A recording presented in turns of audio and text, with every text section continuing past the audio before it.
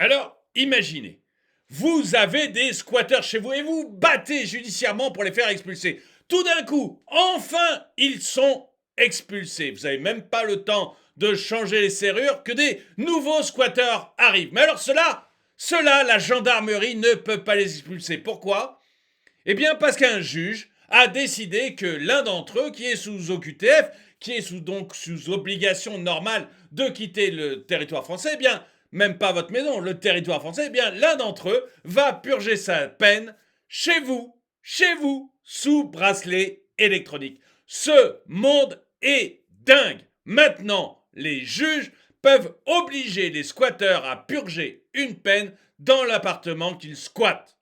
Bonjour et bienvenue dans cette nouvelle vidéo de DME en direct. Comme toujours, si vous n'êtes pas abonné, eh bien, je vous suggère de le faire et de cliquer sur la cloche pour être prévenu lorsque je sors une nouvelle vidéo. Ce monde est fou. Alors déjà, merci à Jean-Michel de m'avoir envoyé cet article.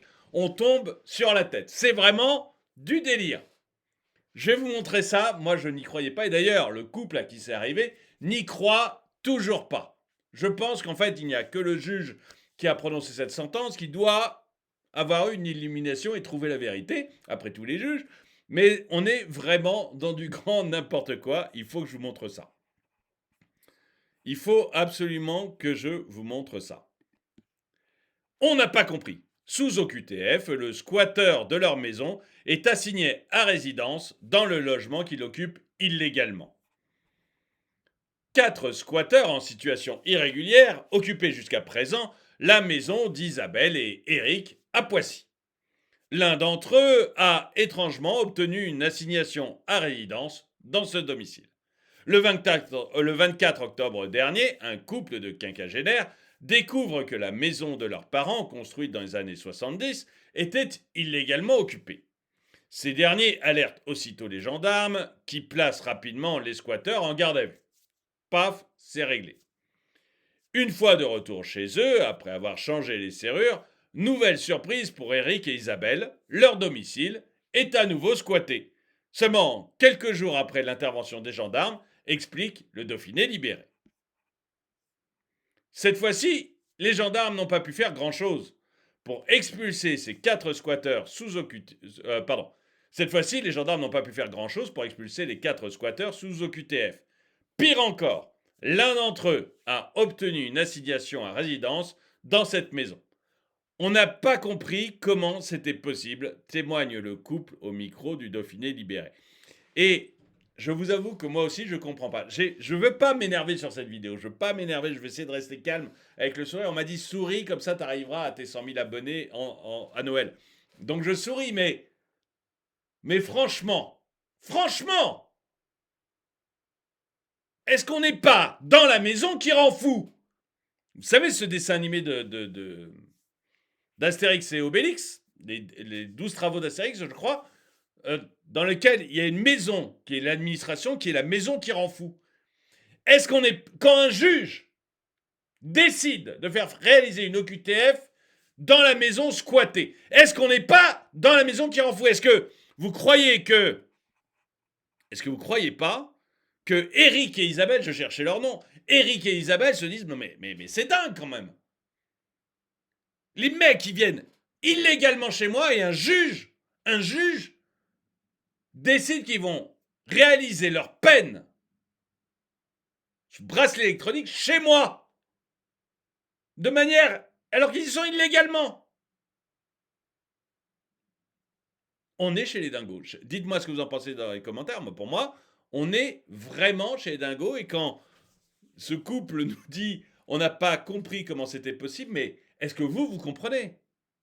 Est-ce qu'il y a un Français qui comprend? Est-ce qu'il y a un Français qui comprend les décisions de justice actuellement?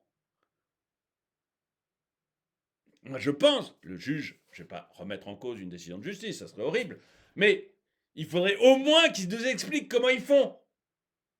Quelle est la logique derrière tout ça? Après tout, ils rendent la justice au nom du peuple français. Ils pourraient expliquer au peuple français comment ils font pour arriver à des trucs pareils.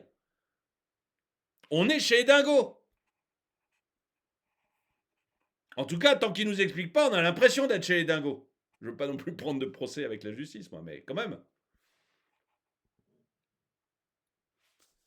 une erreur de la préfecture. La préfecture de Haute-Savoie, qui a rédigé la permission pour le squatteur de loger à cette adresse, s'explique.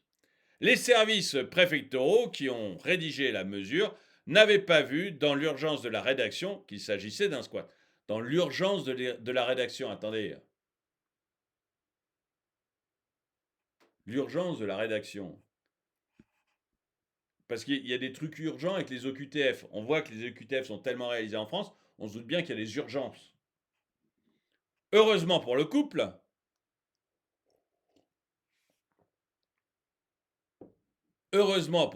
la maison était vide le 7 novembre dernier lorsqu'il souhaitait faire un constat d'huissier pour faire les démarches nécessaires.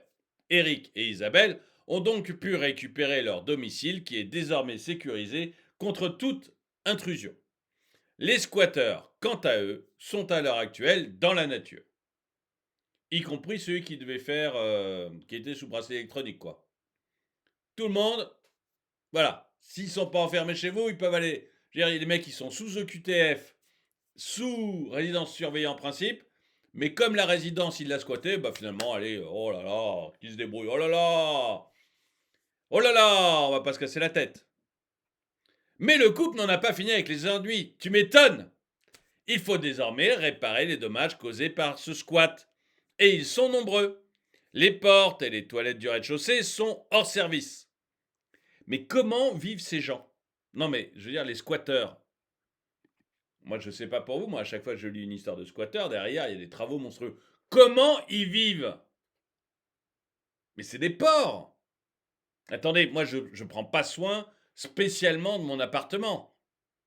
Ou de ma maison. Là, je suis à la maison de campagne familiale, on n'en prend pas un soin monstrueux. Les portes, elles marchent, les toilettes, elles marchent. Il y a 15 mômes. Il y a 15 mômes dans ma famille.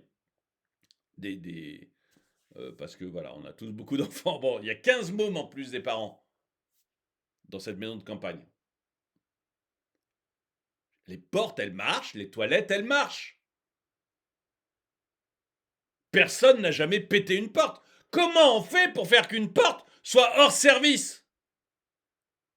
Je sais pas comment ça se passe chez vous, mais moi, je trouve ça dingue.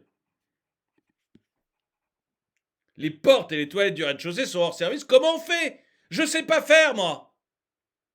Je ne porte aucun soin particulier à cette maison de campagne, qui est une maison familiale.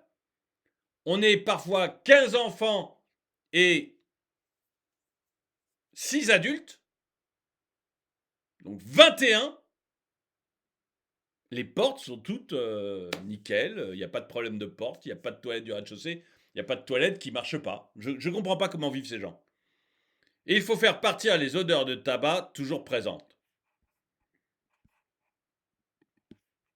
Ma femme est en arrêt de travail. Elle est à son compte, donc elle ne gagne rien. Moi, je ne m'y sens plus chez moi alors que j'ai construit cette maison avec mon père, indique Eric. Donc voilà, encore une décision de justice extrêmement surprenante. Encore, j'aime bien montrer des cas comme ça qui sont des cas soit où le propriétaire récupère sa maison en faisant des choses un peu étranges, soit là dans le cas où la justice elle-même nous fait des trucs où on ne comprend pas où ça va, quoi, où vraiment ça devient incompréhensible. Dites-moi ce que vous en pensez, si vous trouvez ça normal, si vous avez réussi à rendre les portes de votre logement,